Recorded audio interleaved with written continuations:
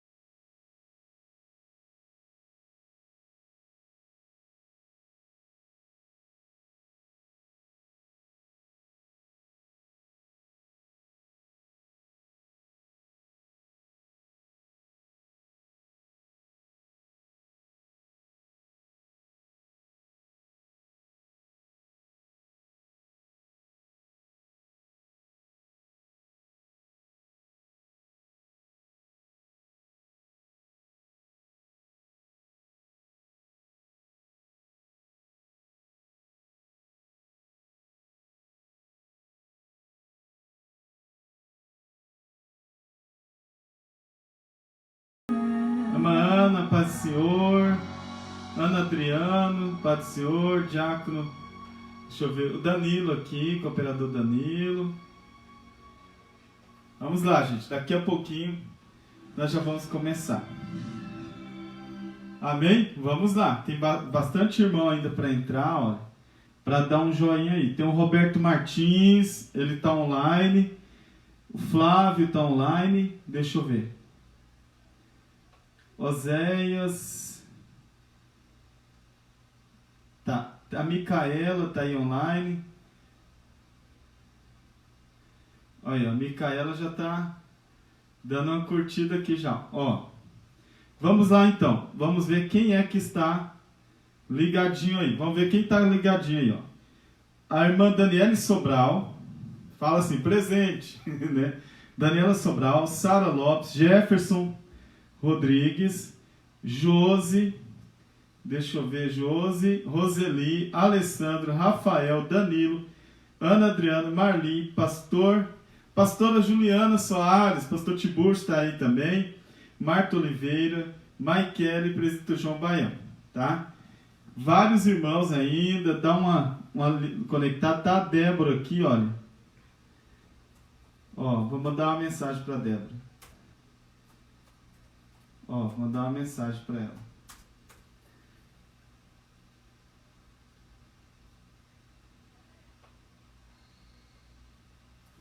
Olha aí, pessoal. Vai curtindo, né? Eu não vi o irmão Assis ainda. Irmão Assis, tá? O João escreveu aqui, ó, missionária Micaela. Vai ser da Maria. Quem que é? O Iltair e a Lúcia. Ah, tá. O Iltair também tá tentando entrar, deixa eu ver. Samuel Oliveira, Matheus, deixa eu ver o Samuel. Tá. Vou atualizar aqui a página para ver quantos que já tem. 33 pessoas já estão assistindo, né? 33. A missionária Simone Ciene, uma missionária. A Lídia também tá ali, o Akira, o Felipe, né? Tá todo mundo ali. Deixa eu ver quem mais. A irmã Val Barbosa, a irmã Cristina. Tá? Então nós vamos começar. Tá? Então vamos assistindo aí.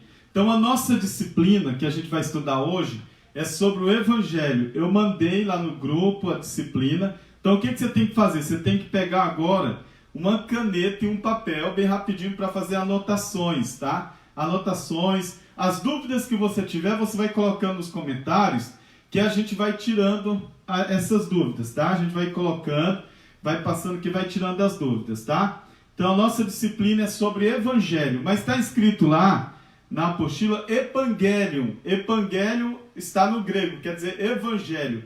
Boas notícias, tá? Então, vamos lá, a Lília está aqui, deixa eu colocar o Igor, irmão Renilson, isso, olha só, agora vai aumentar. Vai aumentar a nossa live agora, deixa eu ver também, outros aqui, tá bom. Vamos atualizar de novo para ver quantos que estão aqui. Eu vou falando, você vai falando presente aí, tá? Ó, vamos lá. Lídia, tá, aqui não é a Lídia, é o Akira, pastor Akira, tá? O Felipe também. A Marli e tal, compartilhando em vários grupos. Tá, deixa eu ver. A irmã Val tá aqui, várias pessoas. Deixa eu ver.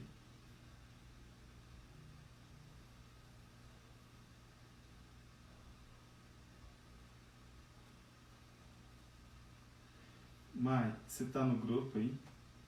Não. De teologia tá sim. Tô, por quê? Escreve que não pode compartilhar, né?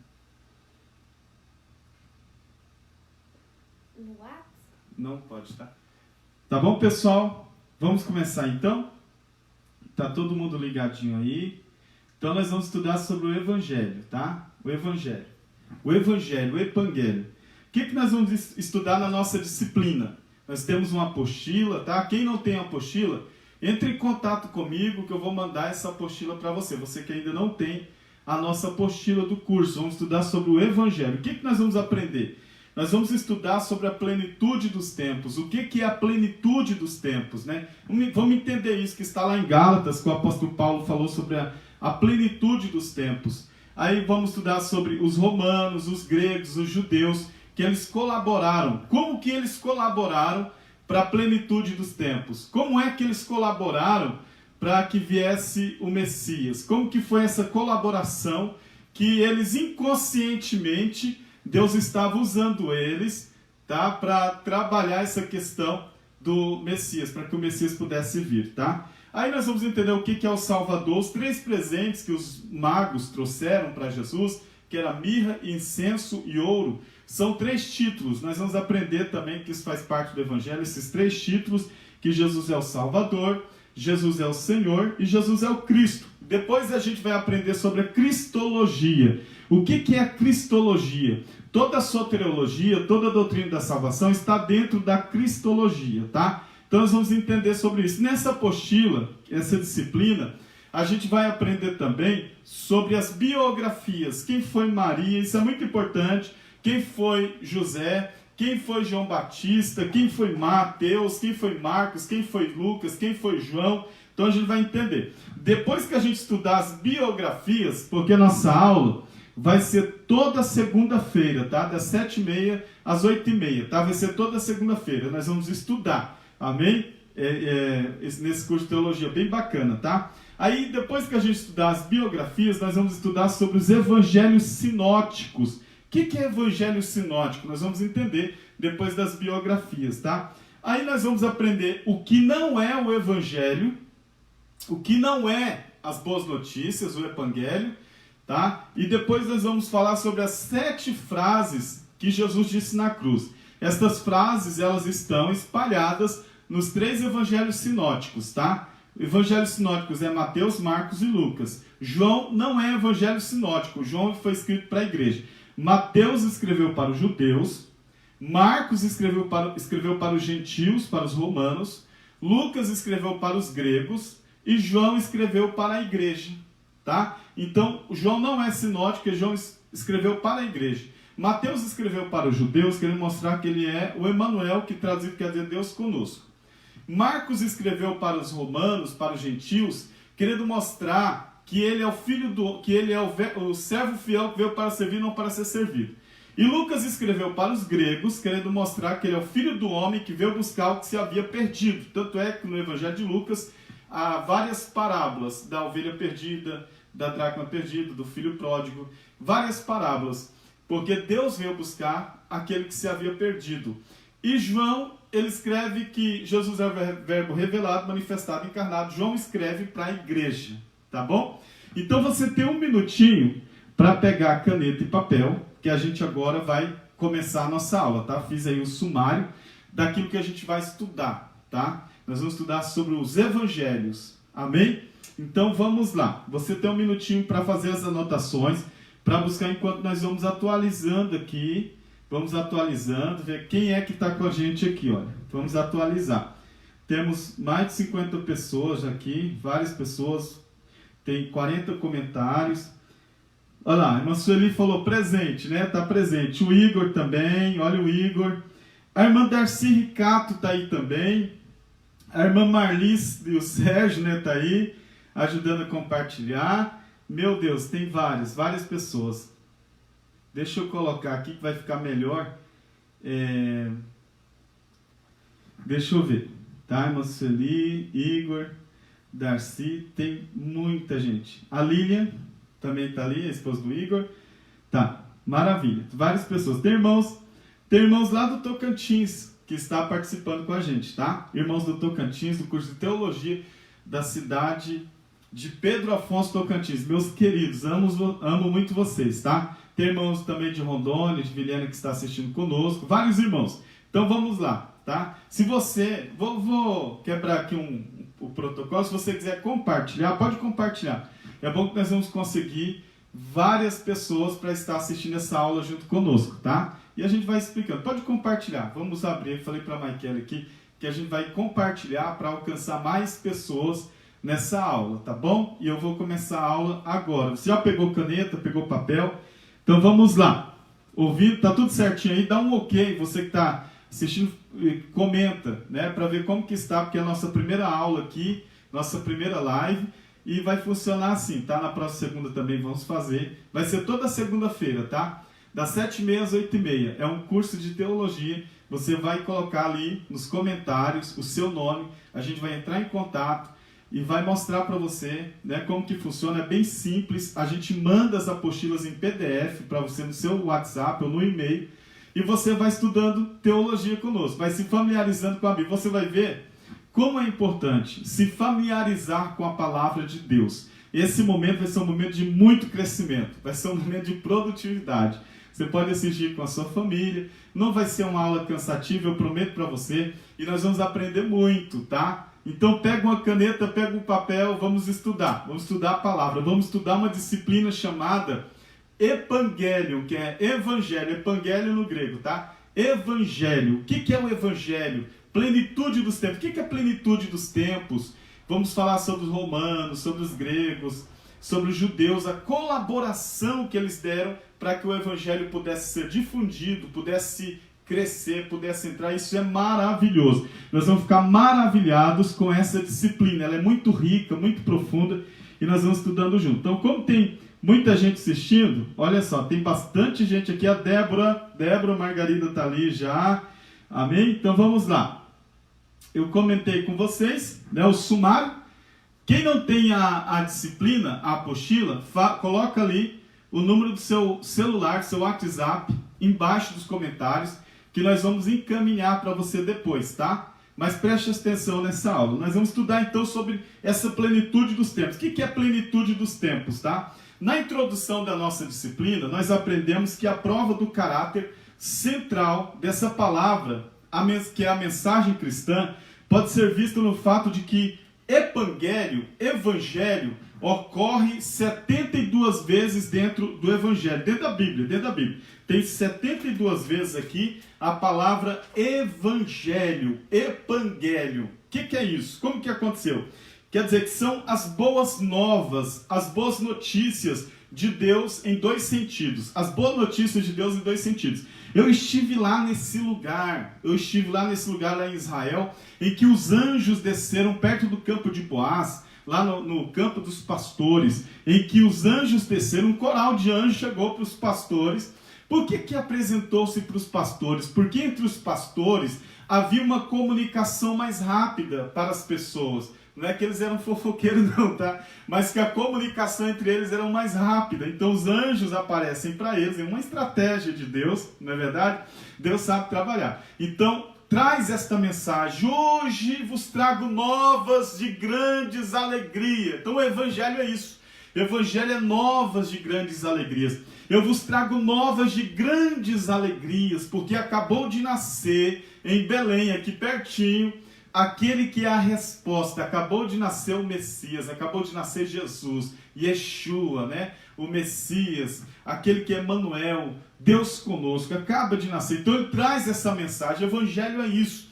Então são boas notícias, são boas novas em dois sentidos. Primeiro, mostrava aos homens um Deus diferente de qualquer coisa que já tinham sonhado. Deus cujo coração era de amor. Então é uma boa notícia, porque agora o coração de Deus é um coração de quem ama, né? As pessoas estavam muito ligadas aos preceitos, à rotina, sabe? A rotina cansa, a lei. Existiam 613 mandamentos já, então as pessoas estavam cansadas. Então vem agora uma boa notícia, o coração de Deus. Então ele é superior à lei, sabe? Porque a lei só vê o certo e o errado, a lei só vê o afinado e o desafinado, e a lei não tem espaço para misericórdia. Então é uma boa notícia. Por quê? Porque agora nós vamos viver debaixo da graça, debaixo do amor de um Deus maravilhoso.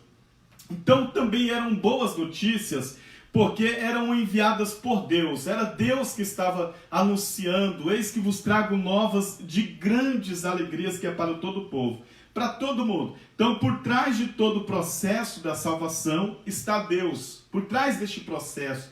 É uma boa notícia, porque por trás do processo da salvação, Deus estava aparecendo ali, tá? É sempre errado pensar em um Deus irado e num Cristo manso. É errado a gente pensar, o Deus do Antigo Testamento é um Deus irado. Não. Havia um projeto do coração de Deus. Havia um projeto do amor de Deus para todos. Tá? Então, foi porque Deus amou o mundo que ele enviou o seu Filho.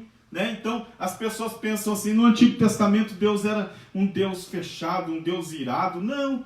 É que nós temos que entender o seguinte, que o projeto da salvação já estava muito avançado no coração de Deus. As boas novas são a respeito de Deus e parte de Deus. Isso parte do coração de Deus. Já era um projeto de Deus bem avançado.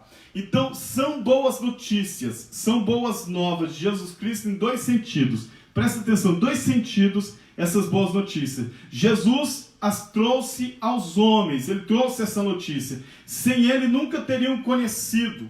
Jesus incorporou-as, essas boas notícias, diante dos homens. Não somente falou aos homens acerca de Deus, mas também lhes mostrou o Pai. Então é uma boa notícia. Então nessa disciplina dos evangelhos nós vamos estudar sobre isso, tá? O evangelho de Cristo é boas notícias, tá? São notícias alvissareiras, notícias grandes, notícias maravilhosas, porque a necessidade espiritual do homem só pode ser resolvida através de Jesus. Então ele é essa boa notícia. Podemos observar que o cenário espiritual que nós temos no mundo é caótico, e a humanidade, ela anseia por uma fonte geradora de esperança. O homem precisa de esperança. O evangelho se apresenta como uma mensagem atual. O evangelho ele é realista, ele é atual e com autoridade de quem está passando pela história sem envelhecer e sem perder o brilho. O evangelho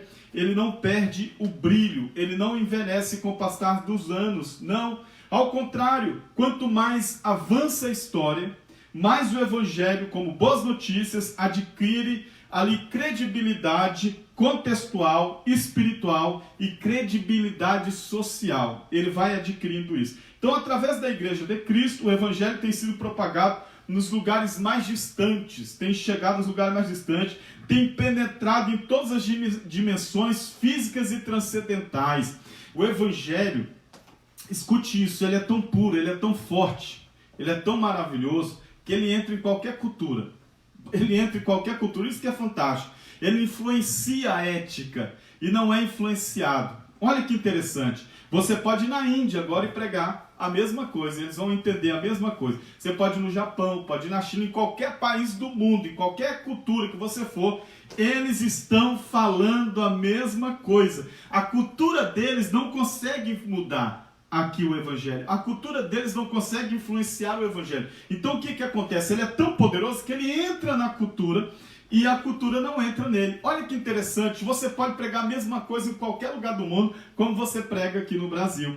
Então note que através do evangelho, a mais importante missão da igreja é alcançar estas grandes áreas.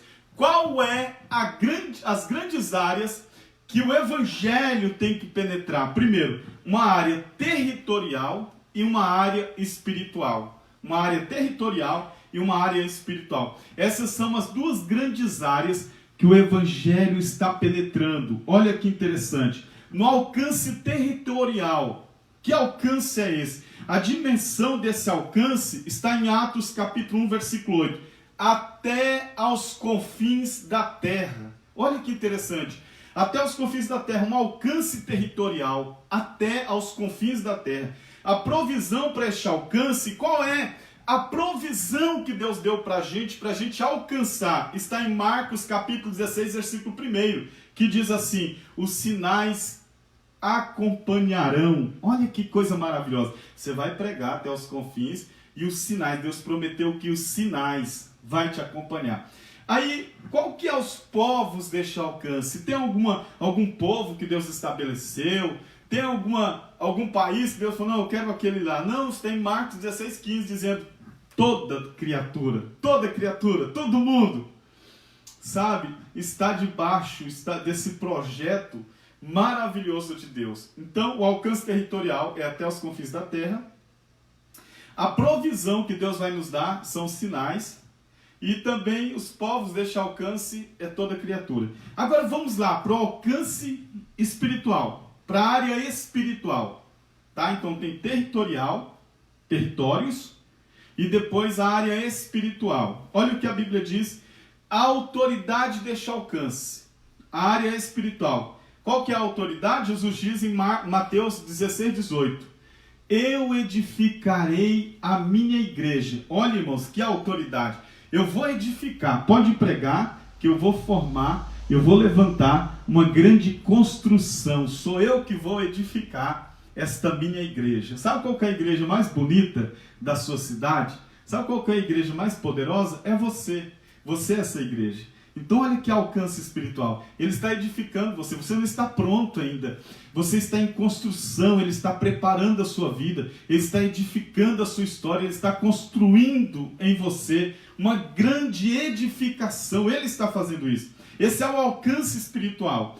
A capacitação desse alcance está em Atos 1,17. Ele disse, eu vos darei poder. Vos darei poder. Porque os judeus, quando perguntaram para Jesus, Senhor, o que a gente vai receber para fazer tudo isso? Ele diz assim, eu vos darei poder, vou dar autoridade para vocês. O efeito deste alcance, qual é o efeito disso? Atos 1,16. Atos capítulo versículo 6 diz, a restauração esperada, as pessoas serão restauradas. Olha que coisa maravilhosa, isso não é uma boa notícia? Você abraçar alguém e essa pessoa ser tocada por Deus? Isso não é uma boa notícia? Você chegar numa casa para orar e o diabo bater em retirada? É uma boa notícia que Deus está dando através do Evangelho, tá? Tudo no universo está dependendo do cumprimento da missão que Deus nos confiou. Tudo. O alcance territorial de territórios e o alcance espiritual está esperando você. Está dependendo da tua ação, está dependendo de você. Você tomar uma posição diante de Deus, sabe? E começar a praticar esse evangelho. Olha que coisa maravilhosa. Por esta razão, temos que ter uma visão abrangente, uma visão ampla. Então a mensagem de boas novas atravessa fronteiras e não apenas atinge o homem na sua contextualidade, mas também transpõe mares e oceanos para buscar o homem em qualquer lugar. O evangelho faz isso. Busca o homem em qualquer lugar. Amém? Então essa introdução que nós fazemos, agora nós vamos entrar numa parte específica dessa disciplina, que é a plenitude. Pastor, o que é plenitude dos tempos, que está lá em Gálatas capítulo 4, versículo 4 e 5, que Paulo está falando sobre isso. Eu vou explicar para você, mas antes da gente entrar, eu quero contar uma história para você aqui, que eu li em um livro, que eu achei muito fantástico, um testemunho de um pastor. Olha o poder do evangelho, olha como que o evangelho é fantástico. Esse pastor ele foi para a Índia com o propósito de pregar para empresários. Ele estudou, ele fez transcultural, estudou o idioma, para ganhar os empresários de uma região lá da Índia. Então ele foi pronto, com o evangelho, com a palavra, tudo pronto, para ganhar esses empresários. Abriu uma igreja bem bonita no centro da cidade e começou a pregar para os empresários dessa cidade. A meta dele era alcançar os empresários. Aí tá. Ele abriu a igreja e contratou um zelador. E a pessoa ficava ali varrendo o salão, varrendo aquela igreja, arrumando as cadeiras, e o pastor pregando. E quando o pastor pregava, ele parava um pouquinho, encostava assim, ficava ouvindo aquela mensagem, e o pastor pregando e ele assim, ouvindo aquela mensagem. Aí depois o pastor de olho nele, olhando para ele. De repente ele pegou e continuou limpando, né, a igreja, tudo certinho, e de repente ele parava e começava a ouvir a mensagem do pastor. O pastor pregando, ele ouvindo a mensagem. Aí o que acontece? O pastor de olho nele. Aí de repente um dia ele chegou para o pastor e disse, pastor, tem como você me batizar? Pastor, mas por quê? O que foi? Pastor, eu estava ouvindo o senhor pregando. Eu estava ouvindo o evangelho. Ai, aquilo entrou no meu coração, pastor, tem como o senhor me batizar? O pastor falou assim, eu vou te batizar escondido, porque eu vim pregar para os empresários, entendeu? Se eu batizar você na frente deles, eu vou sair da minha finalidade. Olha só, eles vão pensar outra coisa. Então eu vou te batizar escondido, tá? Foi lá e batizou aquele zelador escondido dos empresários. Aí o zelador lá, varrendo a igreja, todo animado, limpando, ajeitando os bancos. De repente ele parava no banco e começava a chorar. E chorava, e chorava, e chorava. E o pastor olhando para ele. De repente o pastor pregando, ele varrendo, ele parava, ele chorava. Colocava a vassoura de um lado e começava a chorar. O poder do evangelho no coração dele. De repente, ele jogou a vassoura para um lado e disse assim: eu não vou ficar mais aqui, senão eu vou morrer. E saiu no mundo. Depois de alguns meses, ele volta com 1000 indianos. E diz que o pastor batiza eles estão todos ganhos para Jesus. Aquele homem saiu pregando, o evangelho pulsando no seu coração, na sua alma. E ele ganhou mais de 1000 indianos para Jesus. O zelador de uma igreja que ouviu um pastor pregando o evangelho. Olha o poder, olha a autoridade que tem o evangelho. É fantástico. Então, olha, a gente vai falar agora da plenitude dos tempos, está na nossa disciplina. E eu quero pedir para você nesse momento, quiser compartilhar agora, vai ali, vai lá no cantinho. Eu estou vendo várias pessoas aqui, né, assistindo. Então vai lá no cantinho, está escrito compartilhar. Compartilhe esse vídeo, tá? Você pode compartilhar, tá, o vídeo. E daqui a pouquinho nós vamos ter várias pessoas. Você que ainda não tem a disciplina, você pode colocar o número do seu celular, do WhatsApp, e eu vou entrar em contato e mandar a disciplina que nós estamos estudando. Tá tudo na disciplina, mas agora você vai prestar atenção, tá? Então você coloca, não esqueça de colocar o prefixo, da onde você é. Ah, eu sou do Tocantins, então coloca lá, tá, o prefixo do Tocantins. Sou de Rondônia, coloca lá o prefixo 69.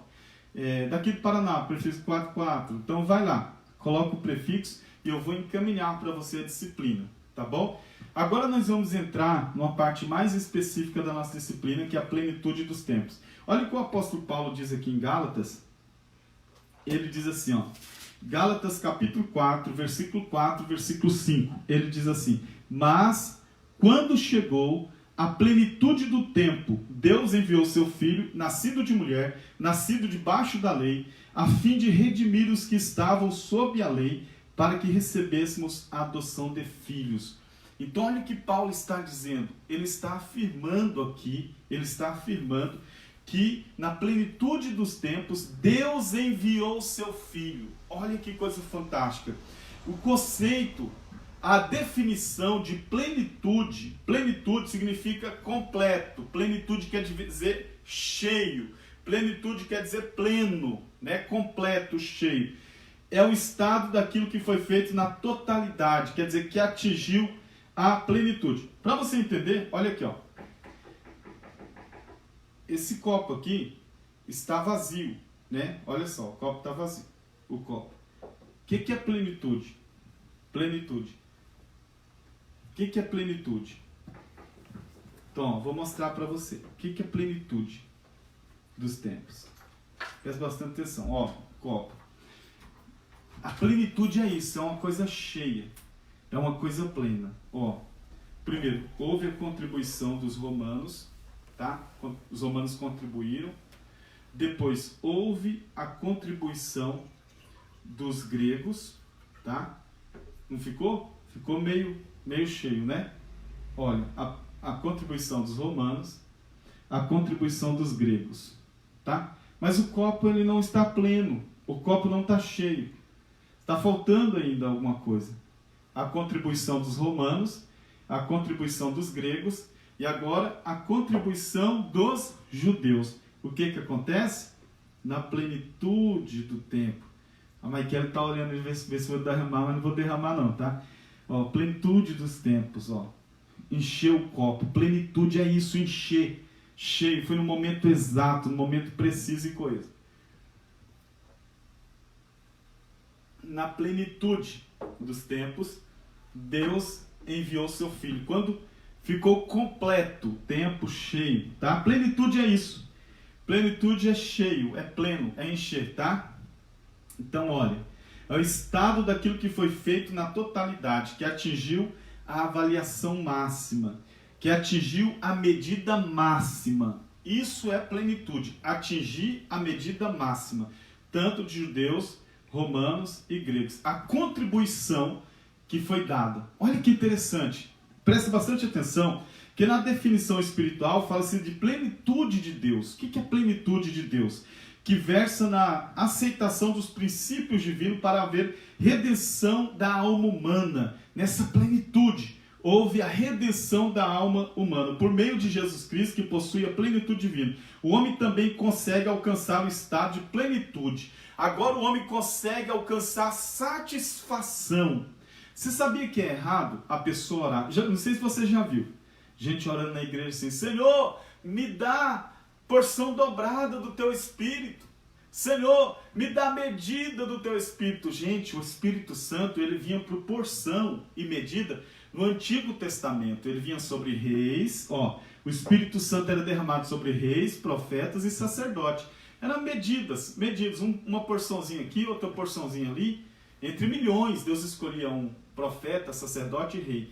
Então é errado você pedir porção dobrada. Por quê? Porque agora você tem o quê? Toda a plenitude de Deus. O que é isso? Pai, Filho e Espírito Santo habitando dentro de você. A plenitude de Deus dentro de mim. Eu não preciso de porção nem medida. Eu tenho a plenitude de Deus. Ser cheio de Deus é isso.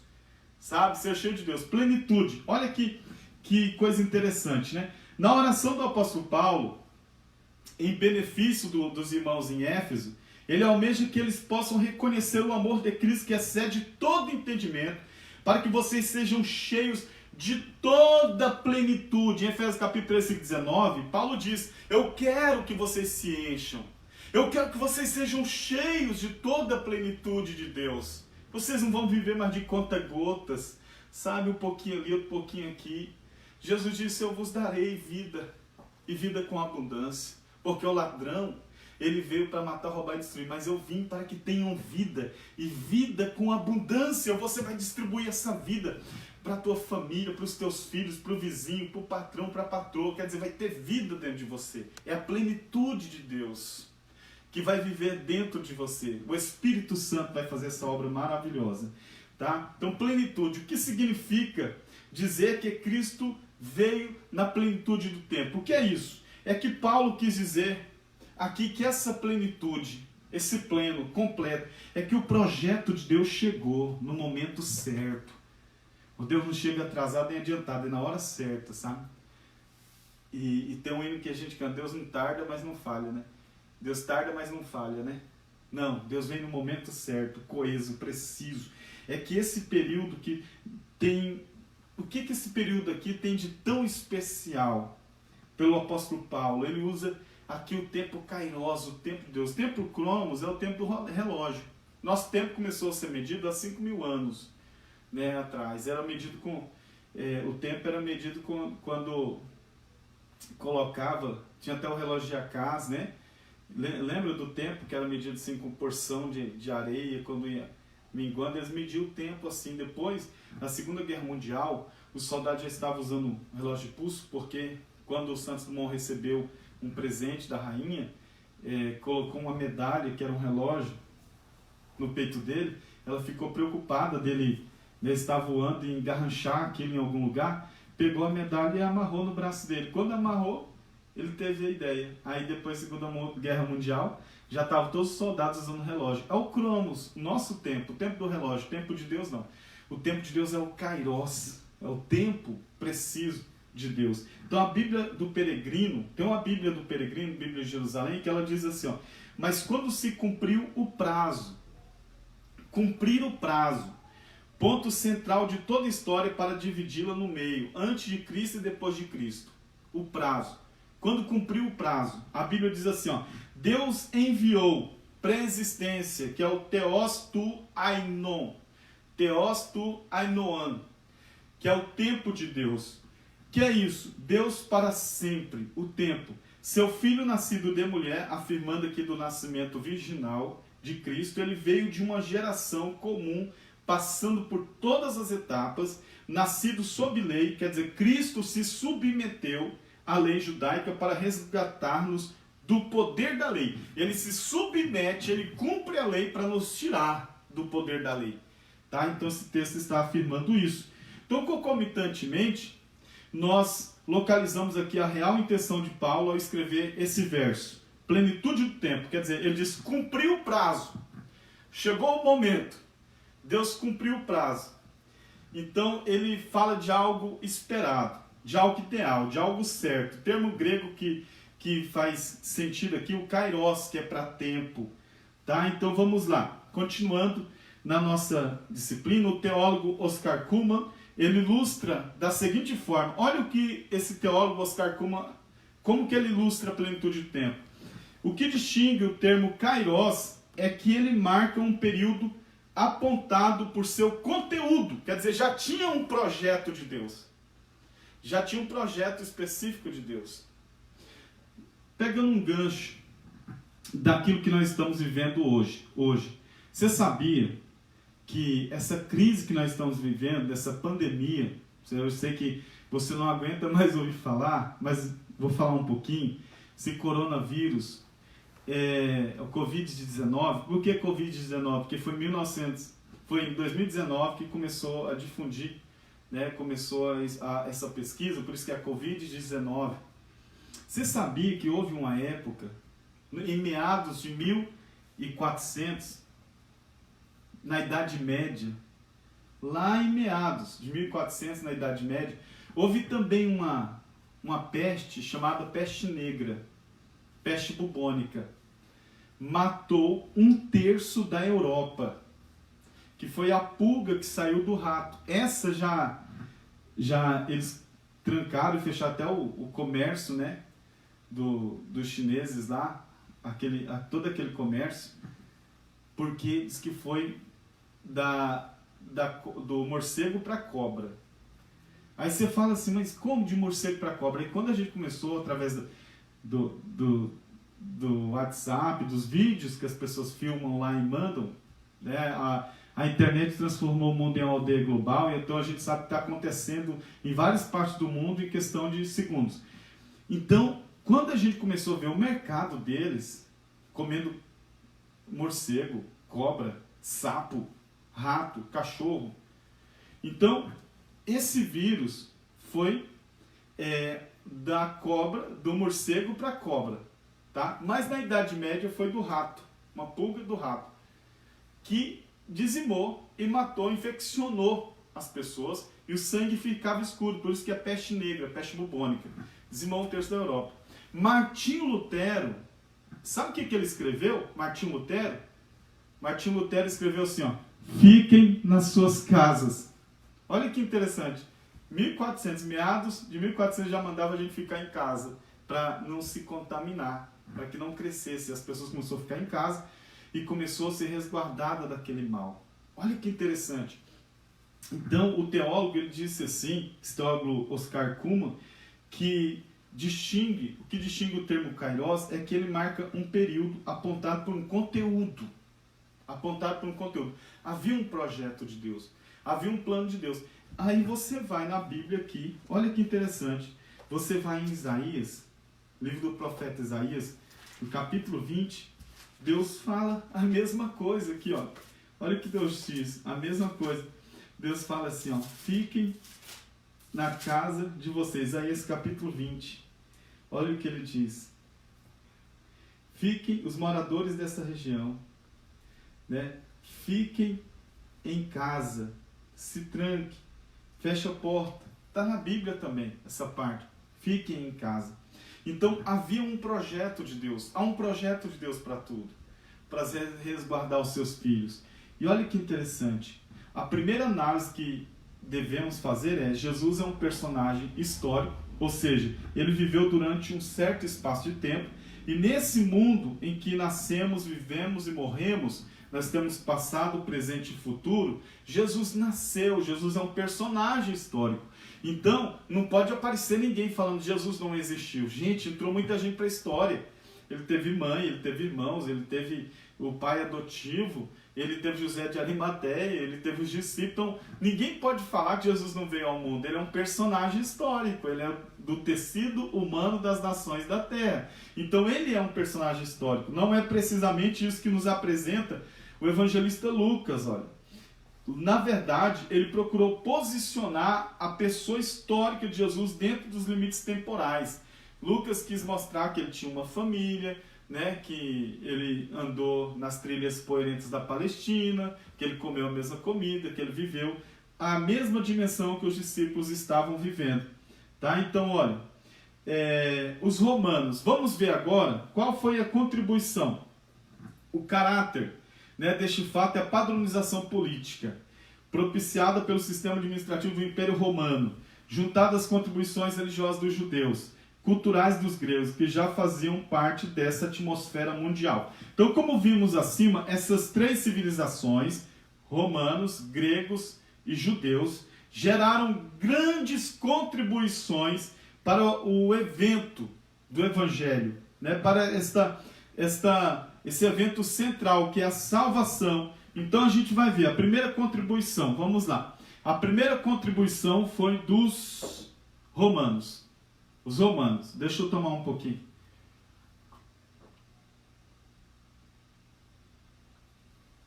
Aqui, ó, primeira contribuição dos romanos. Por que dos romanos? O Império Romano, eles entusiasmaram-se com a política, os gregos na questão intelectual e os judeus na questão religiosa. Então, olha só, o que é plenitude? Primeiro, romanos. Os romanos eram ligados à política. Os gregos foram ligados à parte intelectual, deusa da razão, né? Intelectualidade. E os judeus na parte de culto, de sinagoga, religiosidade, tá? A seguir, algumas contribuições proporcionadas por romanos na propagação do cristianismo, tá? Na nossa disciplina, tudo isso, fica tranquilo, tá? Eu vou mandar a disciplina para você. Coloca ali nos comentários o número do seu celular, do WhatsApp, não esqueça o prefixo, que eu vou encaminhar a apostila. Essa apostila que nós estamos estudando sobre o Evangelho, eu vou encaminhar para você, tá? Faça anotações, façam perguntas que a gente vai estar respondendo depois para você, e depois a gente vai conversar como que funciona esse curso de teologia, tá? Estamos estudando sobre os evangelhos. Você que está entrando agora, pode compartilhar, e nós vamos estudar, se familiarizar com a palavra de Deus. Será toda segunda-feira, das 7h30 às 8h30, nós vamos estar estudando aí, tá? Então, a plenitude dos tempos, tá? Primeira contribuição aqui foi a contribuição. Você vai entender o que é plenitude agora. Primeira contribuição foi a dos romanos. Dos romanos. Tá. Pastor, no que os romanos contribuíram? No que eles contribuíram? Primeiro, o domínio mundial de Roma. A gente sabe que Roma dominou os lugares mais distantes, os países mais distantes, Roma dominou. Então houve um domínio romano. Segundo, os povos unificados, eles começaram a unificar os povos. Começou a unir os povos. Terceiro, a Pax Romana. Eles trouxeram a paz romana, para que não houvesse mais guerras. Então tinha um decreto, a Pax Romana. E eles contribuíram com a importância das cidades. Eles começaram a edificar cidades. Lembra que o Herodes começou a edificar também, né, na região, começou a reformar cidades, edificar cidades, que era um projeto de Roma, edificar as cidades, a importância da cidade. Depois começaram o intercâmbio entre os povos, quer dizer, eles conquistaram todos, unificaram todos, trouxeram a paz para todos, que todo mundo estava guardando essa paz, a Pax Romana, e depois eles começaram a construir, reformar cidades, e depois eles começaram a ligar os povos, havia as estradas agora, o intercâmbio entre os povos. Eles começaram a abrir estradas. Aí que a gente vai entender agora, é interessante. A Bíblia diz que João Batista pregava no deserto da Judéia. Aí você fala assim, mas o que vai pregar num deserto, né? Deserto da Judéia, vai pregar o que num deserto?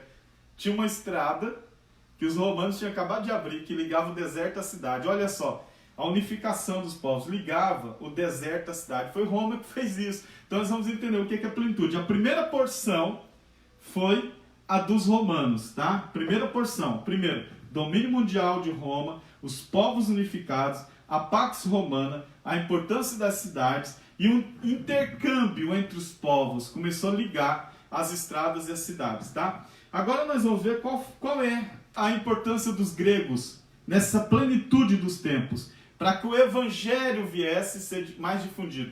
Então, com o tempo, a contribuição romana foi ofuscada pelo clima intelectual. Então, as cidades começaram a se unir. Agora veio o intelectualismo, criado pela mente grega. A cidade de Roma pode ser identificado como o espaço político do cristianismo. O espaço político do cristianismo foi criado através de Roma, tá? Mas foi através de Atenas, foi através da Grécia que gerou um ambiente intelectual. As pessoas começaram a querer estudar, as pessoas começaram a querer discursar, veio os oradores, começou a querer, trazer essa parte da oratória para o povo. Os gregos entusiasmaram o Império Romano agora intelectualmente. Foram estas duas contribuições gregas para difundir a religião cristã. Primeiro, a língua universal e a filosofia grega. Então, o que os gregos fizeram? Veio a contribuição dos gregos. Olha, a contribuição agora dos gregos. Qual é a contribuição dos gregos? A língua universal. O grego começou a ser popularizado. Todo mundo falava grego. Começou a ser popularizado. E a filosofia. Todo mundo agora queria, discursar. Todo mundo queria aprender. Então agora veio a filosofia grega. Então os gregos contribuíram com a língua oficial. Essa língua se tornou universal. Jesus falava grego. Paulo, vários, os apóstolos, a maioria deles falavam grego. E também a filosofia grega começou. Por exemplo, o apóstolo Paulo discursou no Areópago.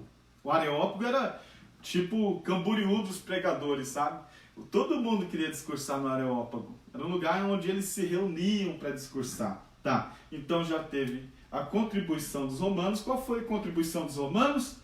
Domínio mundial de Roma, os povos unificados, a Pax Romana, a paz romanas, a importância das cidades e o intercâmbio com vários povos, tá? E qual foi a contribuição dos gregos? A língua universal, todo mundo começou a falar grego, e também a filosofia grega começou a ser difundida também. Agora vamos ver, os judeus. Agora que nós vamos chegar na plenitude. Quando é que o evangelho chegou para nós? Olha só, assim, com mais força. Deus estava preparando todo o cenário. Isso aqui é um cenário que Deus está preparando. Por mais extraordinário que seja a contribuição dos romanos, a contribuição dos gregos, como contexto histórico, tenham sido para o cristianismo, as contribuições dos judeus constituem um legado do cristianismo.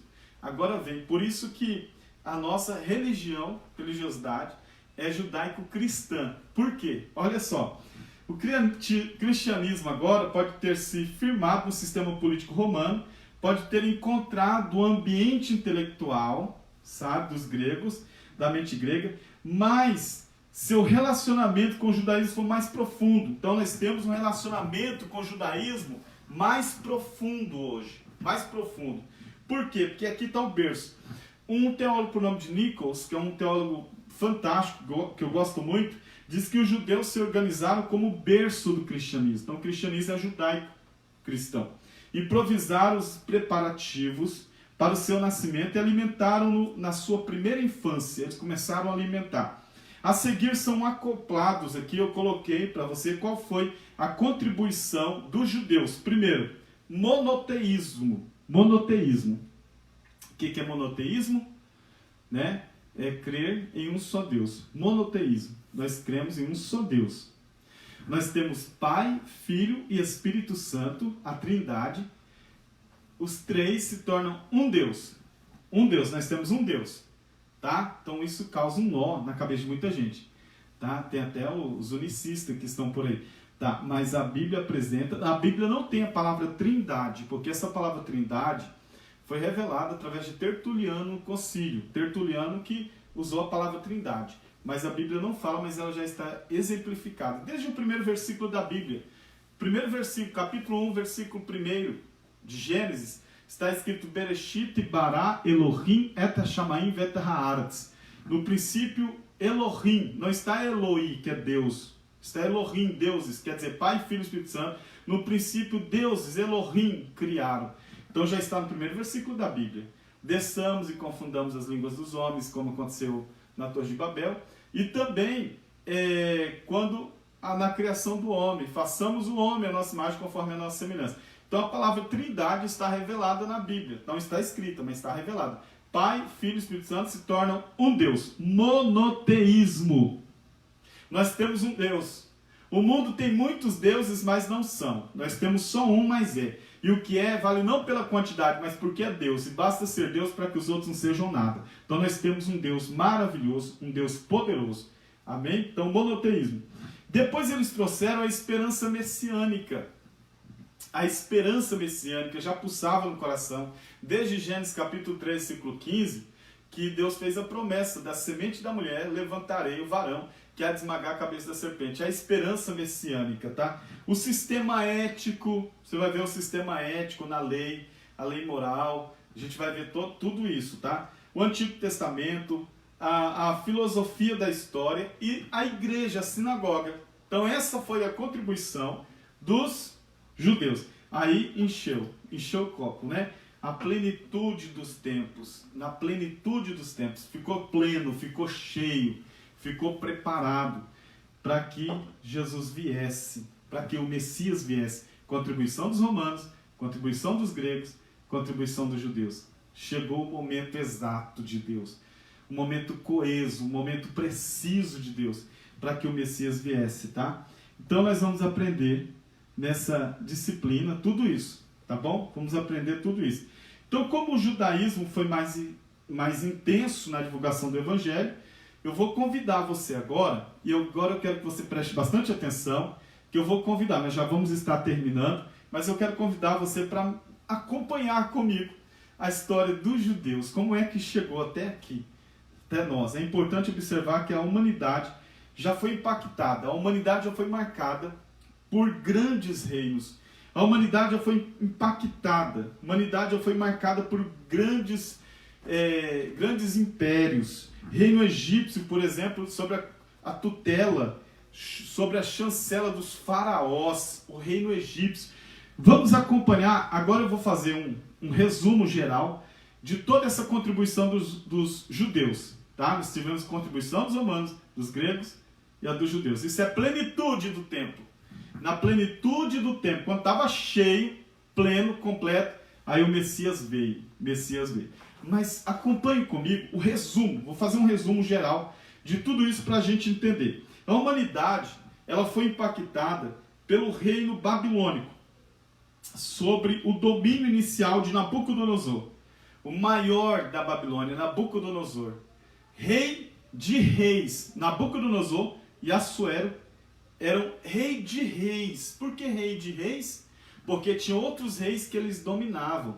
Então eles destruíam um reino e dominavam sobre aquele rei. Rei de reis. Agora Jesus é rei dos reis. Não é rei de reis, é rei dos reis. Porque ele é rei de tudo quanto se constitui rei no universo. Ele é rei, ele é Senhor.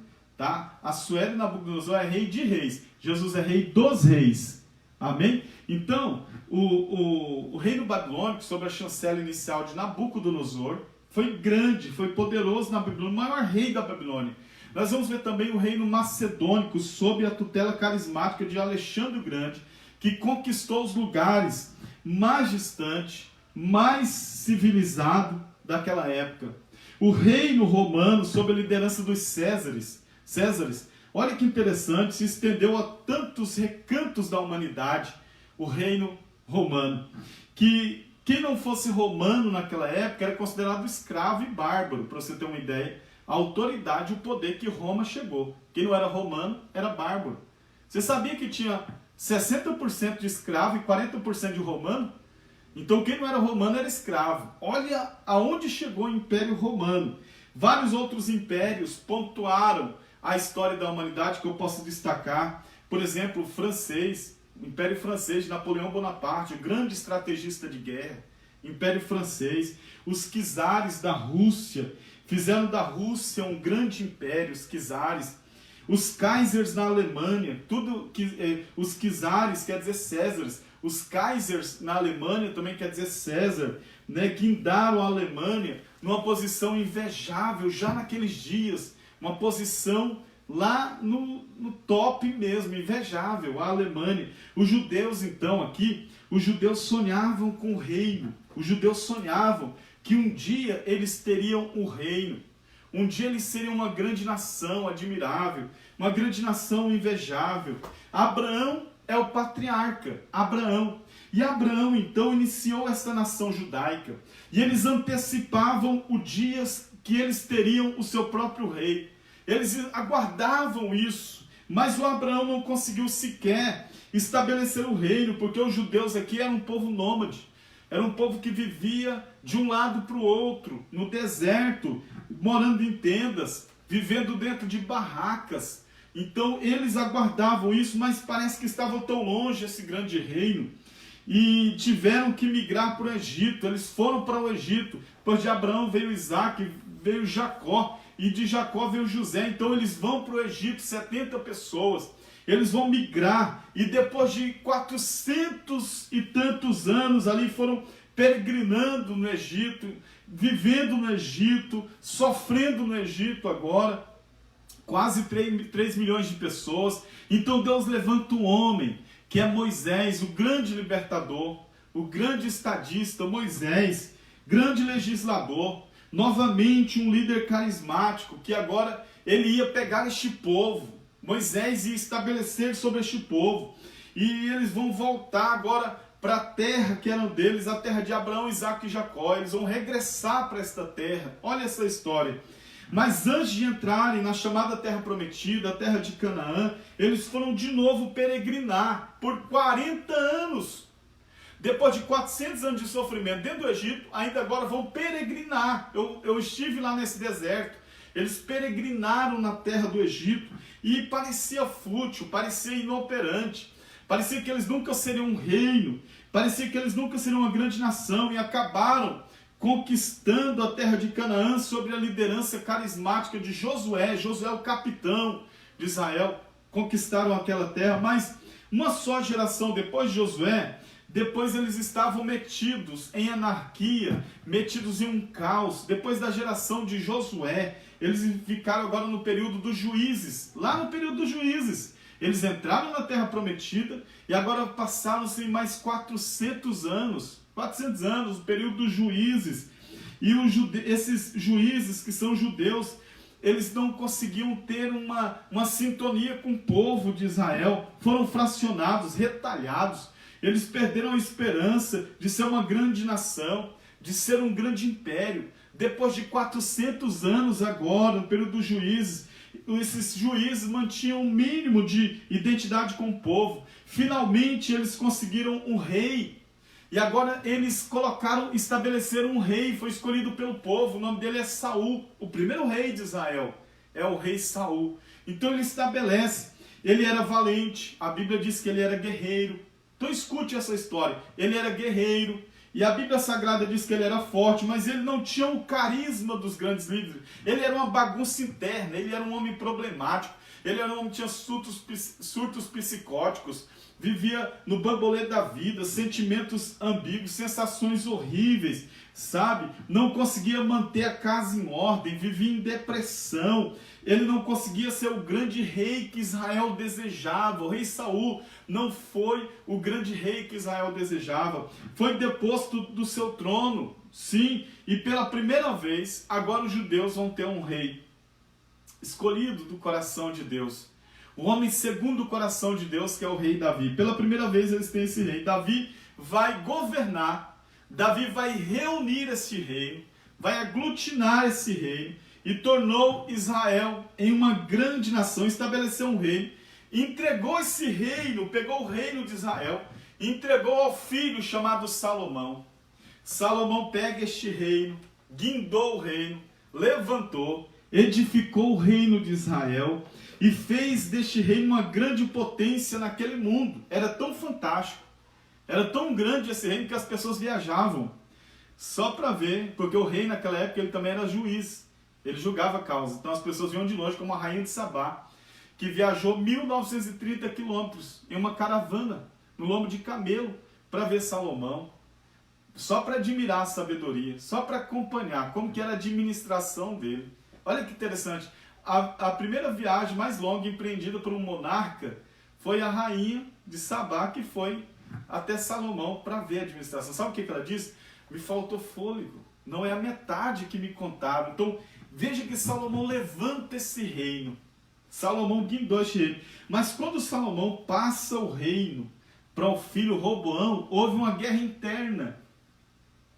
Salomão passa o reino agora para o filho Roboão, entrega o reino nas mãos do filho Roboão, e houve uma guerra civil, porque enquanto o Salomão era cheio de sabedoria, o filho foi um dos mais ignorantes, porque sabedoria não é genética, inteligência não corre no sangue de ninguém. Então a gente pensa que filho de professor tem que ser inteligente. Não é genética isso.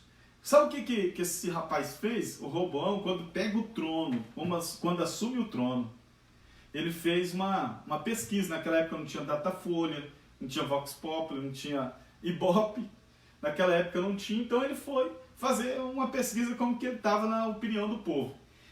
Ele chega para os anciãos e fala assim, para os anciãos: o que eu faço para ajudar esse povo? Conta para mim, o que eu faço para socorrer este povo? Aí os anciãos, em sabedoria, né, falam assim: ó, abaixa o imposto, que o imposto estava alto, né, parecendo no Brasil naquele dia. O imposto estava alto. Aí, abaixa o imposto que o povo vai se alegrar, o povo vai gostar. Se você abaixar o imposto, o povo vai gostar. Porque os impostos naquela época já eram muito altos. Aí ele foi lá para o lado dos jovens e fez a mesma pergunta: o que eu faço para socorrer esse povo? Aí os jovens falaram assim: fala para esse povo, rei, que o teu dedo polegar é mais grosso que os lombos do teu pai Salomão. E fala para esse povo que se seu pai Salomão açoitou eles com açoites, você vai açoitar com escorpiões. Ele gostou disso. Chegou no dia da coroação dele, ele gritou: fiquem sabendo que o meu dedo polegar é mais grosso que os lombos do meu pai Salomão. E vocês ficam sabendo que se meu pai Salomão açoitou vocês com açoites, eu vou açoitar com escorpiões. Sabe o que aconteceu? Houve pânico, pavorosa. Aí um capitão por nome de Jeroboão pegou ali, né, 10 tribos, que ele já estava revoltado, estava concordando, pegou 10 tribos e levou para o norte. E fundou capital Samaria, que é Israel, capital Samaria. E ele ficou no sul, Judá e Benjamim, com apenas 2 tribos. Judá e Benjamim ficou no sul. Ele se levanta para guerrear contra os irmãos, Deus entra no meio e diz: volta, não vai guerrear contra os seus irmãos. Porque Deus não é culpado das nossas irresponsabilidades, das nossas atitudes equivocadas, das palavras impensadas que a gente diz. A gente não pode responsabilizar Deus. E ele volta e fica com 2 tribos. Aí dividiu o reino. Esse reino agora é dividido, né, através dessa guerra civil. No norte fica Israel, capital Samaria, e no sul Judá e Benjamim. E é por isso que quando você lê 1º e 2º Reis, 1º e 2º Crônicas, tem 2 reis reinando juntos. Você fala: meu Deus, por que tem 2 reis? Josafá está aqui no sul e Acabe está em Israel. Por quê? Porque houve a divisão. O filho de Salomão, Roboão, não teve capacidade de manter tribos unidas, porque ele não era sábio. O pai era, ele não. E aí dividiu. Israel é dividido em 2 reinos agora. E o reino do sul chama-se Judá, e o reino do norte chama-se Israel. Sabe o que aconteceu? Nunca mais eles tiveram paz. E o que aconteceu depois? Foram conquistados pelos babilônicos, e depois foram conquistados pelos persas. Eles foram conquistados. E agora no texto que eu li, que esse texto da plenitude dos tempos, você vai ver que eles estão sendo dominados aqui pelos romanos. E César Augusto, que como Israel ficava longe, distante, Jerusalém, então ele precisava de um rei para colocar ali, para dominar. Então César fazia isso. Quando ele conquistava um país, ele derrubava aquele país e colocava um rei para dominar ali sobre eles, para receber as ordens. Mas era um rei assim, era um fantoche, para inglês ver. Era um rei sem poder deliberativo, porque as ordens vinham de Roma. Chegavam de Roma as ordens e ele cumpria, ele estabelecia. Então era um rei sem poder nenhum, sem poder deliberativo nenhum, sem decisão nenhuma. As decisões vão de César. E nesse período há uma grande decepção na nação judaica. Porque agora eles estão debaixo de um império romano. Depois de vários anos, milhares de anos, na expectativa, vamos ser um grande reino, vamos ser uma grande nação. E agora estão debaixo de um império romano. E este reino não se cumpre. Esse reino não chega nunca. E agora, queridos, parece que os judeus estão debaixo de uma sina. Parece que eles estão debaixo de um destino. Parece que os judeus vivem debaixo de maldição que não os larga. Porque eles não vão chegar a ser um reino. E olha que interessante. Uma decepção. anos perdidos. Você vai ver que são séculos jogados na lata do lixo. Séculos. Mas durante todos estes séculos há um sonho. Durante todos esses séculos há uma expectativa, há uma esperança no coração do judeu. Que esperança? E uma esperança de que, assim como houve um Moisés, que venha o Messias. Uma esperança, porque a palavra Messias significa Cristo, significa ungido, o libertador. Não é um libertador, mas que venha o libertador. O libertador. E os judeus iam para os muros das lamentações chorar.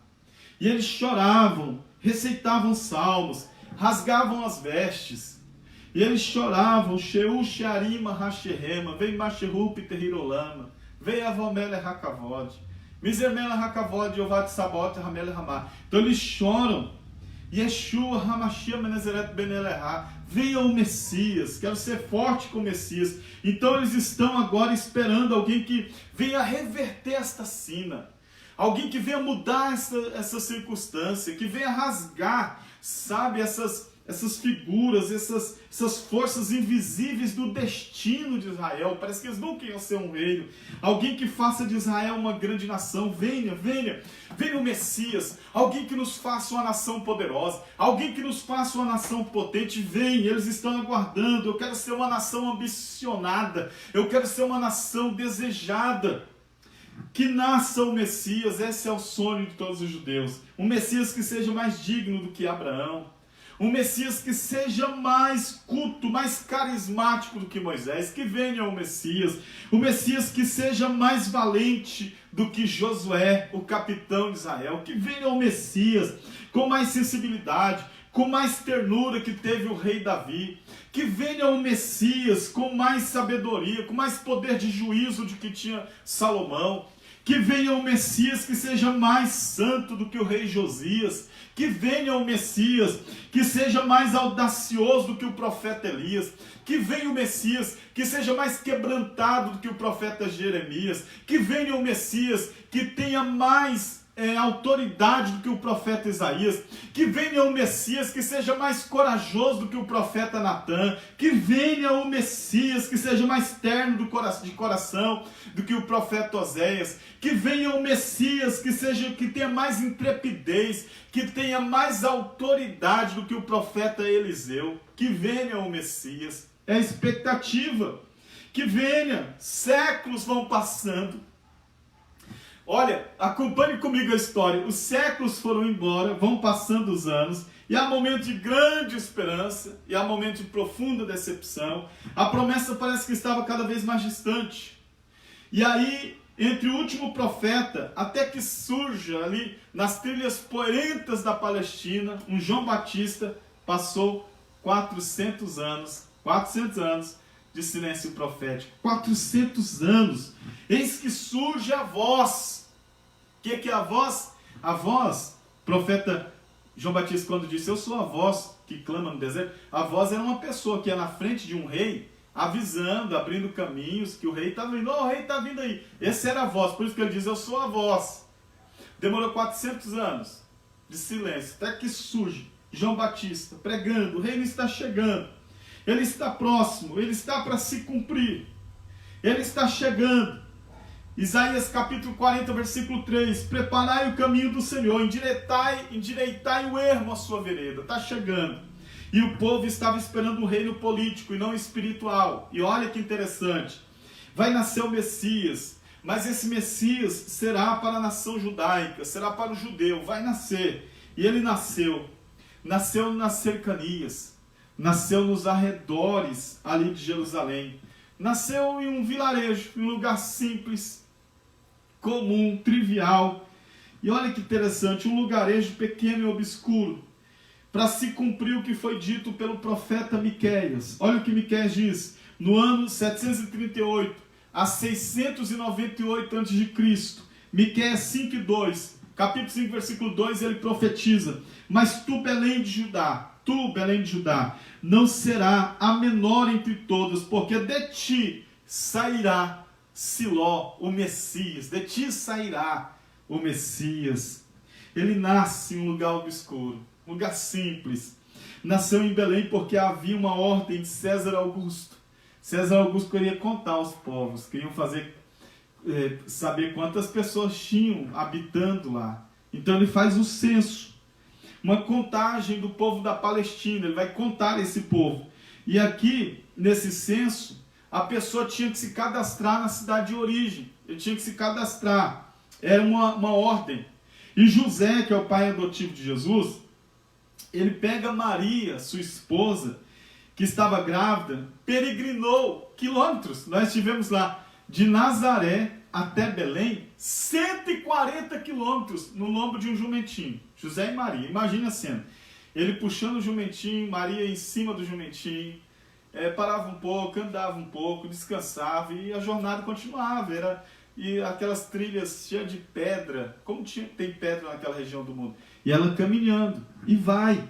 E José vai caminhando em busca da cidade de Belém para fazer o censo. Quando chega lá, por causa do censo, a cidade estava lotada, Belém estava agitada, cheia de pessoas, não tinha mais lugar nas hospedarias, não tinha mais hotel, não tinha mais nada, não tinha casa, não tinha parente, não tinha ninguém. Então eles não sabem o que fazer, e o movimento, o balanço, o estresse da viagem apressaram os trabalhos de parto. E o que acontece nesse momento? Quando ele chega na cidade, a cidade está lotada e Maria está com dores de parto. Maria já está com dor. E ela já está perdendo o líquido amniótico. Ele tinha que procurar com rapidez um lugar. Ele tinha que ser ágil, ele tinha que encontrar um lugar para que ela possa se deitar. Então ele não encontra na cidade, ele vai para a estrebaria, que ficava próximo. Nós estivemos lá na estrebaria, ficava próximo ali, porque não havia mais espaço nas estalagens, não havia mais espaço nas hospedarias. E ela deita-se e ela dá à luz a uma criança para se cumprir o que fora dito pelo profeta Isaías.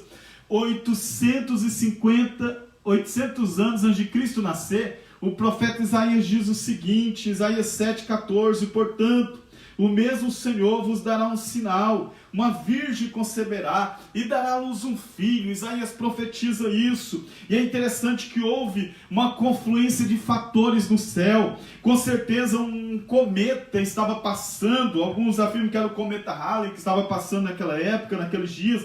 Foi avistado por sacerdotes que eles também eram astrônomos, que eles viram a cauda deste cometa. E de acordo com Heródoto, que é um grande escritor, historiador, essas 6 tribos que constituíam o povo Medo eram de uma tribo que exerciam prioritariamente funções sacerdotais. Então eles eram dessas tribos, esses três magos que liam nas estrelas, que pressentiam que alguma coisa ia acontecer, estavam pressentindo. E esses astrólogos que vinham já acompanhando há muito tempo esse sinal, eles vinham acompanhando, percebe que há ali uma confluência de fatores no céu, no espaço. Vai acontecendo uma confluência de fatores. E que talvez a ponta deste cometa vai passando sobre a cidade de Belém. E eles chegam, aproximam-se, trazem para Jesus 3 presentes. Que com certeza não eram apenas 3 os magos. Eles viajavam com grandes caravanas, não eram apenas 3 astrólogos. Mas algumas pessoas, Salomão profetizou 1000 anos antes de Cristo que o Messias seria homenageado. Lá no Salmo de número 72, versículo 10, que é um Salmo de Salomão, que nem todo salmo que está ali é de Davi, tem 150 salmos, nem todos são de Davi, tem gente que dá Salmo de Davi para os outros, né? Já vi um irmão falando esses dias, vamos ler o Salmo de Davi número tal, quando fui ver o Salmo de Salomão. Então existe Salmo de Salomão, existe Salmo de Moisés, existe Salmo de Asaf, de Coré. Então, existem vários salmos ali. No Salmo de número 72, versículo 10, que é um Salmo de Salomão, Salomão profetizou. O profeta Isaías, 800 anos antes de Cristo nascer, Isaías capítulo 60, versículo 6, diz assim, olha o que Isaías disse, 800 anos antes de Cristo nascer, Isaías profetizou assim, trarão ouro e incenso e publicarão os louvores ao Senhor. Já estavam profetizados. Então foram 3 presentes que a gente vai ver na nossa disciplina aí, depois vou encaminhar para você essa disciplina, e a gente vai ver 3 presentes, ouro, incenso e mirra. Tá? E esses 3 presentes que foram entregues a Jesus, tem tudo a ver com a palavra que o anjo deu a Maria em Lucas capítulo 2, versículo 11, quando ele diz, hoje vos nasceu na cidade de Davi, que é Belém, o Salvador, Cristo e Senhor. Olha o que o anjo diz, vos nasceu Salvador, Cristo e Senhor. 3 presentes, 3 títulos que foram entregues a Jesus, o Salvador.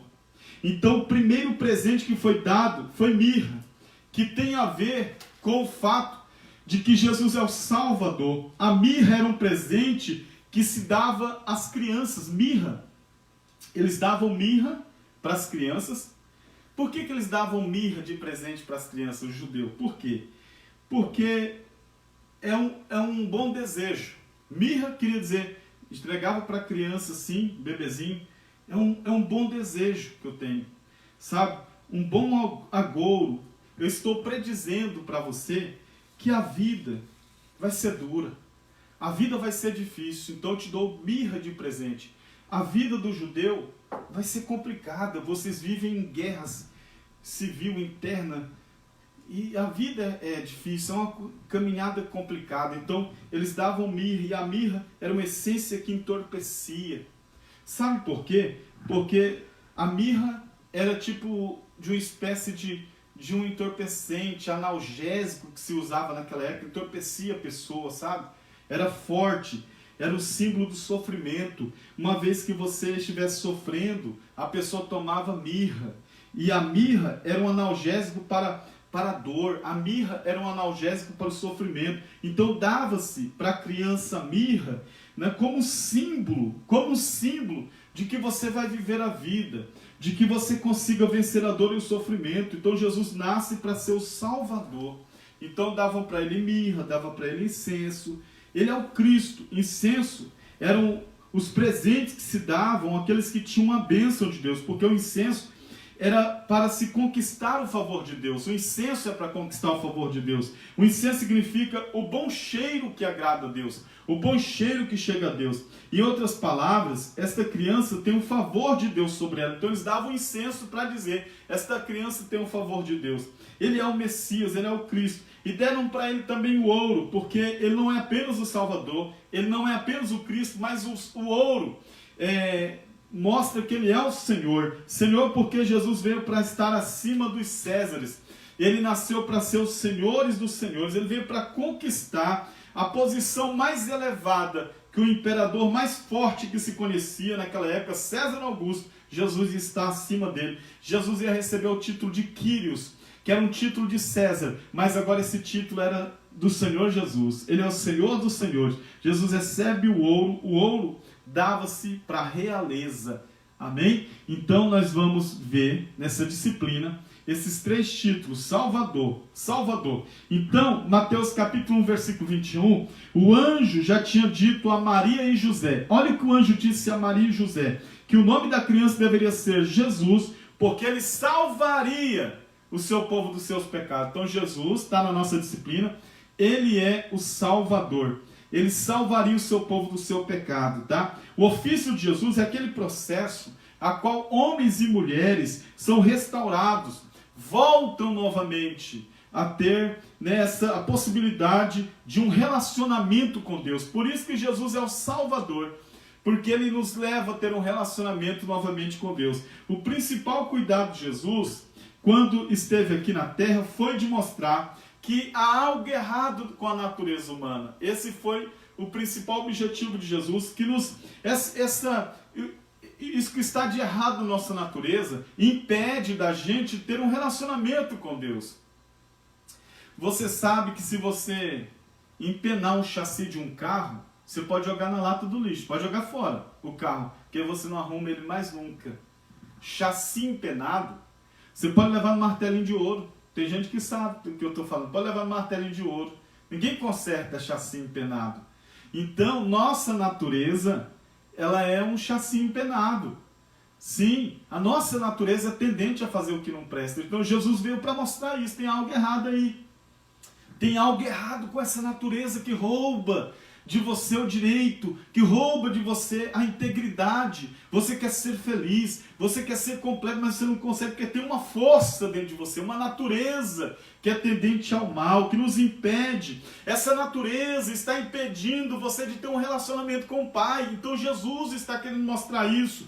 Algo extremamente errado com a natureza humana. Por isso que ele nasceu, para ser o Salvador. O Salvador, sim. Por isso que ele nasce. O que há de errado com essa raça humana? Sinceramente, eu e você, o que há de errado conosco?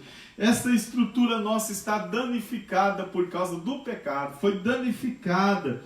Então Jesus ele veio para nos transformar, para nos dar alegria, para nos dar brilho, colocar brilho nos nossos olhos, para mudar a nossa história. Então, quando Jesus se torna o meu Salvador, quando Jesus se torna o seu Salvador, ele transforma você.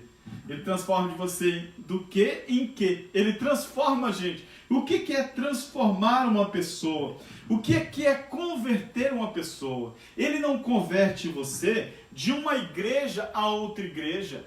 Ele não converte você de um dogma a outro dogma. Ele não converte você de um catecismo a outro catecismo. Não, ele não converte você de um lugar, de uma fronteira para outra fronteira. Não, ele não converte assim. O que Jesus faz? Ele converte do mal para o bem. Ele converte a pessoa do amargo para o doce, do vingativo para o amoroso. Então ele converte do violento para aquele que é simpático. Então ele converte assim, ele converte daquele que é inimigo para aquele que abraça, e ele vai convertendo, ele aconchega os inaconchegáveis, ele toca os intocáveis, ele abraça. Então é nisso que há uma conversão dentro de nós, há uma mudança dentro de nós. O Salvador, ele faz com que eu me preocupe com todas as atitudes do meu coração. Por que Jesus é o Salvador? Porque ele faz isso. Ele faz com que eu me preocupe com essa atitude do meu coração. O Salvador faça que eu seja honesto com as minhas ações sejam puras. O Salvador faz com que meus olhos se tornem puros, claros. Porque o Salvador faz com que eu me torne abdicativo da violência, que eu abra mão dos meus direitos, que eu busque a paz, que agora eu me torne amigo da integridade. O que é que Jesus veio fazer? O que é que ele veio fazer entre nós? Ele veio estabelecer entre nós o reino de Deus. E é interessante que a gente vai observar isso também na nossa disciplina. Ele faz com que a minha natureza seja transformada. Por isso que deram para Jesus, sabe, a mirra, o Salvador. Porque eu tenho agora que redimensionar minha cosmovisão de vida. Agora eu vou rescalonar prioridades. Agora eu vou alinhar meus passos. Porque agora eu vou redirecionar os meus propósitos. Sim, agora eu vou restaurar minhas emoções. Nasceu para ser o Salvador. O Salvador que transforma homens e mulheres. Sim, transforma homens e mulheres de lobo em ovelha, de lacrar em borboleta. Ele transforma homens e mulheres agora para uma nova gestão na nossa vida, na sociedade. Nasceu o Salvador. E quando ele faz isso, ele estabelece dentro de nós, ele estabelece no nosso coração. Deus estabeleceu que o pecado jamais conviveria com a natureza dele. Deus estabeleceu que o mal jamais seria tolerado. Deus estabeleceu que a alma que pecar, essa morrerá. Deus estabeleceu esse princípio. A alma que peca, ela é desligada. Ela se alija. A alma que peca, ela morre. Então, olha que interessante. Por que alija? Por que se separa? Porque o mal não pode ter harmonia com a santidade de Deus. Então se separa. Se morre, tem que se separar. E não pode ter comunhão. A luz não combina com as trevas. E a Bíblia diz que foi o pecado da humanidade que separou os homens de Deus, separou os homens da graça de Deus. Aí vem o dilema eterno. Olha que interessante, que está aí na nossa disciplina. Estou fazendo uma junção agora para você entender isso. Olha, há um enigma agora sem solução. Por quê? Porque como fazer para resgatar o homem de volta? Por que Deus olhou para baixo e não achou um justo? Não tinha ninguém. Por quê? Porque quando a gente morre, a gente se separa da vida. O homem não consegue retornar à vida. O homem não volta à vida. Não consegue retornar à vida. Por que Jesus é o Salvador? Porque alguém teria que morrer, porque diz que a alma que pecar essa morrerá, mas aí que está o dilema. Se a pessoa morre, ela se separa. E se ela se separa, ela não tem a possibilidade de conserto. Era necessário alguém que morresse, sem que a morte tivesse poder sobre ele. Quer dizer, o ser humano quando morre, ele está entregue, ele não volta. Tinha que ser alguém que a morte não teria poder sobre ele. Era necessário que alguém morresse sem que a morte pudesse ter direito sobre ele. E Deus buscou desde Adão, Abraão, Isaac, Jacó. Deus busca, Deus procura, varreu os confins da terra, vasculhou os porões da criação e não achou um. Não tinha nenhum que tinha essa condição. Não tinha nenhum que pudesse ficar na brecha ali. Sabe, Deus procurou e não tinha ninguém. Então ele envia tudo que ele tem. Ele envia o seu Filho unigênito. Jesus é primogênito de Maria porque é o primeiro. De Deus é unigênito porque é o único. Seu único filho nasceu com a missão de dar a vida por nós.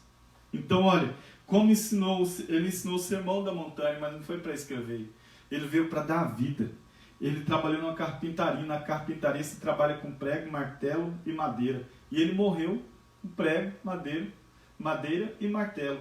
Então ele nasceu para isso. Ele é chamado, aqui não apenas Salvador, mas ele é chamado de Cristo. Ele deu a sua vida por nós, ungido de Deus. O anjo disse, eis que vos trago novas de grandes alegrias, que é para todo o povo. E olha que interessante, é para todo o povo. Porque nasceu o Salvador, nasceu na cidade de Belém, o Salvador. E olha que interessante, eis que vos trago novas de grandes alegrias, que é para todo o povo. Nasceu o Cristo, nasceu o Messias, tá? Então nós estamos terminando, olha, escute isso. Naquele dia brilhou a luz a respeito de Deus. Quando Jesus nasceu, até aquele dia, as pessoas tinham uma ideia sobre Deus. Ninguém conhecia Deus, por exemplo, como Pai. Ninguém chamava Deus de Pai. Você não vai encontrar aqui no Antigo Testamento ninguém chamando Deus de Pai. Foi Jesus que nos revelou. Quando ele disse, quando vocês forem orar, né? Orem assim, Pai nosso que estás no céu. Abba, Pai, Paizinho, Pai querido. Então ele nos revela o Pai. Então no Antigo Testamento, Deus era uma palavra. Deus era um verbo, Deus era uma locução mal explicada, ninguém entendia, ninguém sabia. Mas naquele dia que Jesus nasceu, nós passamos a conhecer a Deus. Olha que interessante, porque ele veio para ser o Messias, ele veio para ser a encarnação do verbo. Olha que coisa maravilhosa. As pessoas perguntavam mesmo no Antigo Testamento, como é Deus? Cadê Deus? Como é Deus? Cadê? Eu quero saber como é Deus, explica para mim como é Deus. Então ninguém sabia, ninguém entendia. Então Deus, sabendo desse dilema, dessa nossa incapacidade de concebê-lo, dessa nossa incapacidade de entender Deus, o que aconteceu? Porque nós somos materiais, estamos falando de coisas imateriais. Nós somos passageiros, estamos falando de eternidade. Nós somos fugazes, nós somos temporais, estamos falando de coisas preciosas, de coisas imortais, de coisas eternas. Como que a gente vai saber disso? Como que vai colocar a eternidade na cabeça do que é temporal? Não tem como. Então, se a gente começar a pensar na eternidade, olha só, uma coisa que nunca termina, nós finitos não conseguimos pensar na infinitude, nós não conseguimos. Nós que somos pecadores não conseguimos pensar em integridade absoluta, nós não conseguimos. Então olha, como é Deus? Deus, sabendo que nós nunca poderíamos concebê-lo corretamente e que nós íamos continuar brigando eternamente sobre quem ele é, um dia Deus resolveu revelar-se a nós.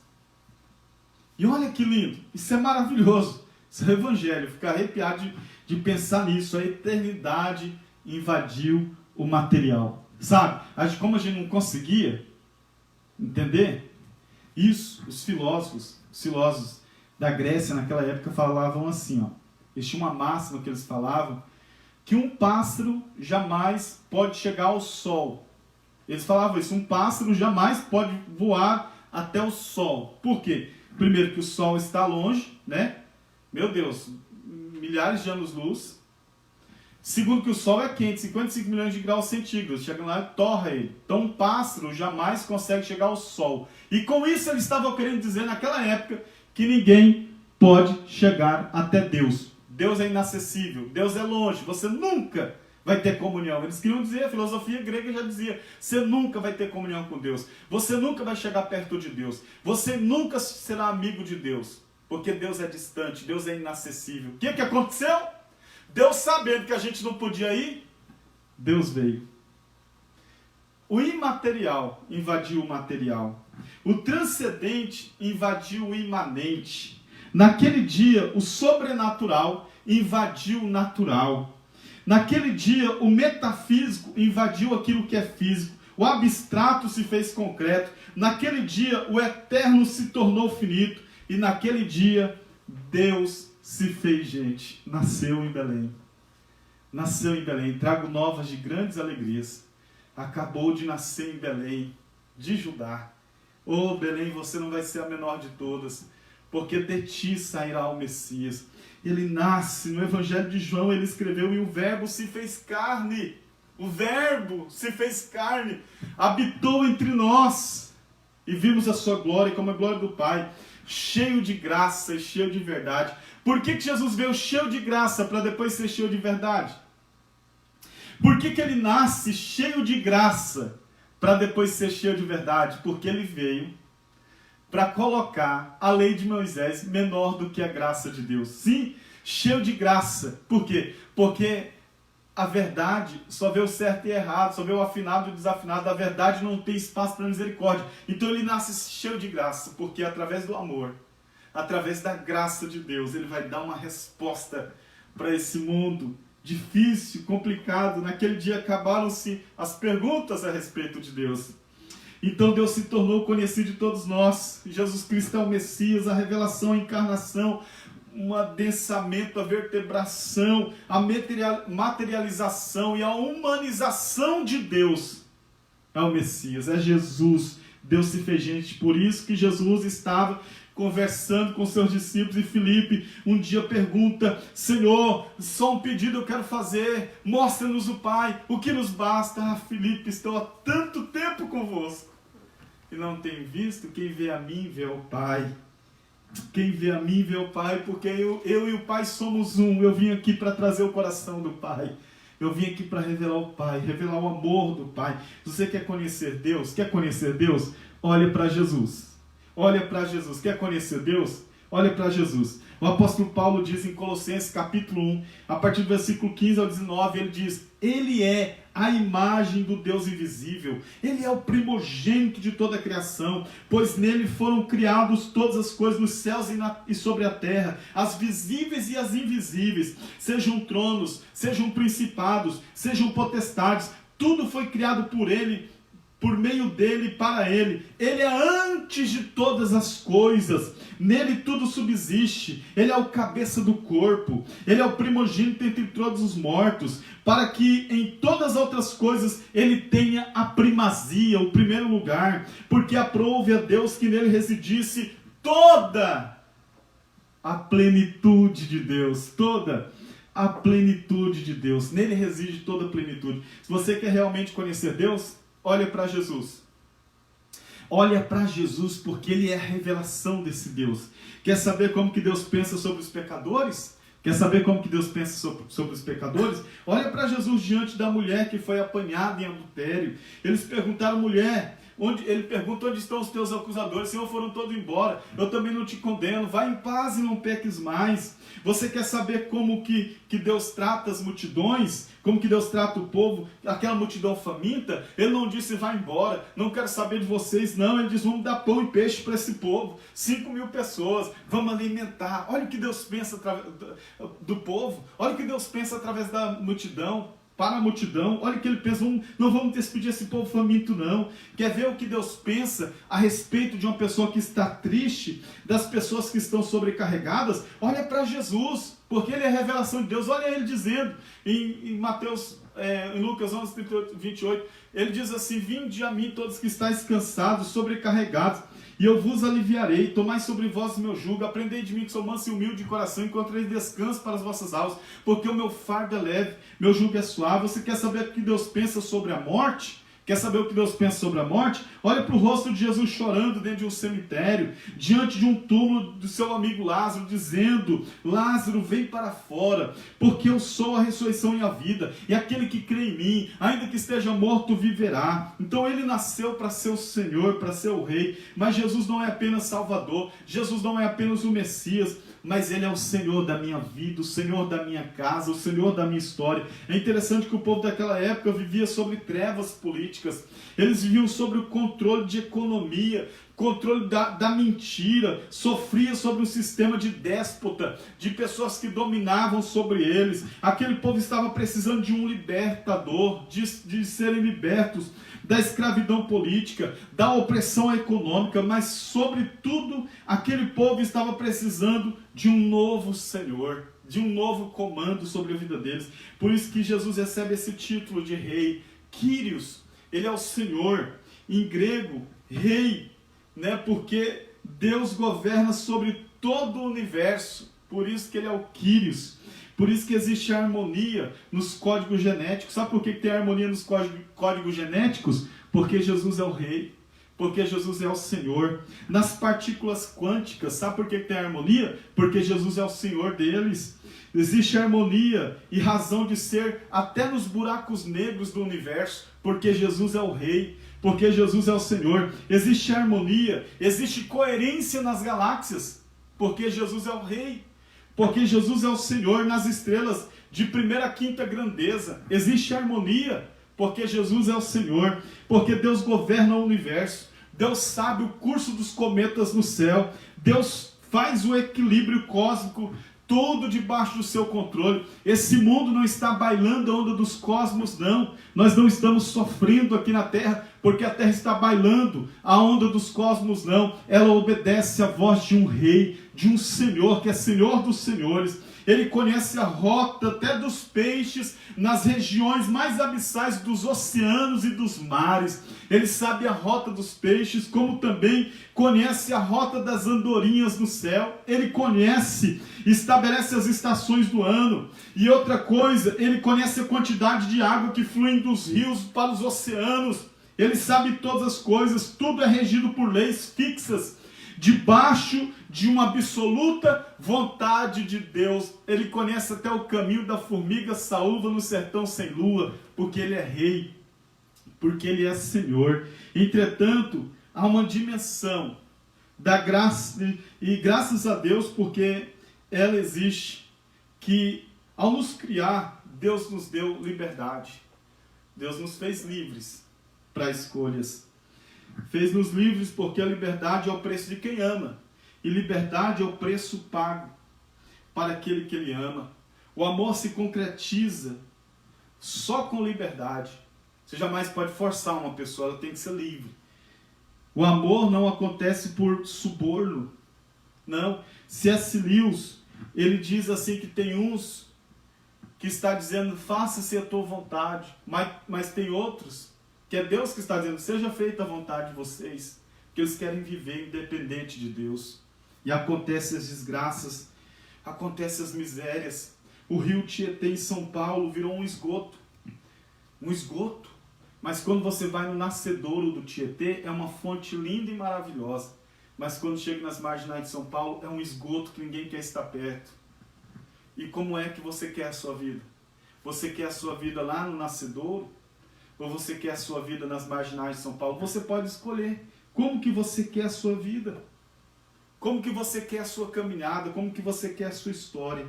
Então, olha, a Bíblia diz aqui em Isaías capítulo 1, que Deus tem uma queixa.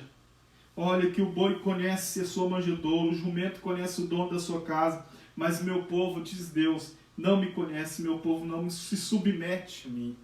O meu povo não tem entendimento. Então Jesus veio para reinar, porque as luzes enganam. As luzes maquiam o povo e a sociedade, enganam o povo.